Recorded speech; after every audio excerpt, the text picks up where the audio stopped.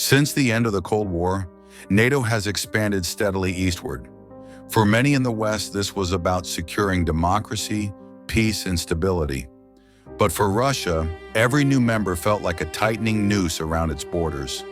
Could NATO expansion have triggered the war in Ukraine? Russia's opposition to NATO enlargement goes back decades.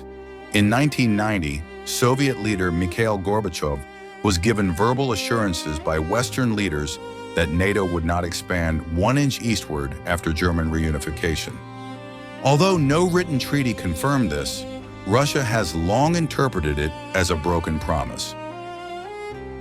By the mid-1990s, NATO began admitting Central and Eastern European states. To Russia, this was not a defensive move. It was the steady advance of a military alliance into its former sphere of influence. Vladimir Putin has repeatedly described NATO enlargement as an existential threat. In his famous 2007 Munich Security Conference speech, Putin accused the West of betraying Russia's trust and creating what he called a new Cold War environment. From NATO's perspective, the expansion has always been about collective defense and voluntary membership. Countries such as Poland, the Baltic states, and later Eastern European nations sought NATO membership out of fear of Russian aggression, not Western imposition.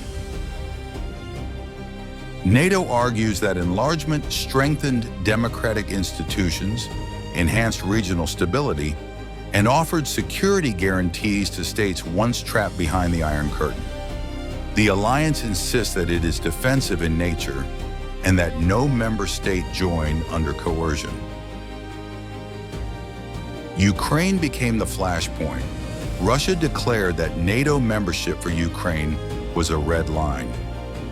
After the 2014 Maidan Uprising, which ousted a pro-Russian government, Ukraine moved closer to NATO and the EU. For Moscow, this wasn't just geopolitics, it was survival. A NATO-aligned Ukraine meant Western missiles, bases, and military infrastructure potentially on Russia's doorstep. In December 2021, Russia even tabled draft treaties demanding NATO roll back forces in Eastern Europe and guarantee Ukraine would never join the alliance. NATO refused. Russia frames its actions as defensive, an attempt to halt NATO's encroachment. NATO frames its actions as defensive too, protecting sovereign nations that chose to join. This clash of narratives is at the heart of the Ukraine war. To Russia, NATO's growth equals encirclement. To NATO, Russia's invasion proves why expansion was necessary. So did NATO expansion trigger the war? The answer depends on perspective. For Russia, yes, it was the ultimate provocation. For NATO, no, it was the natural consequence of free nations choosing their alliances.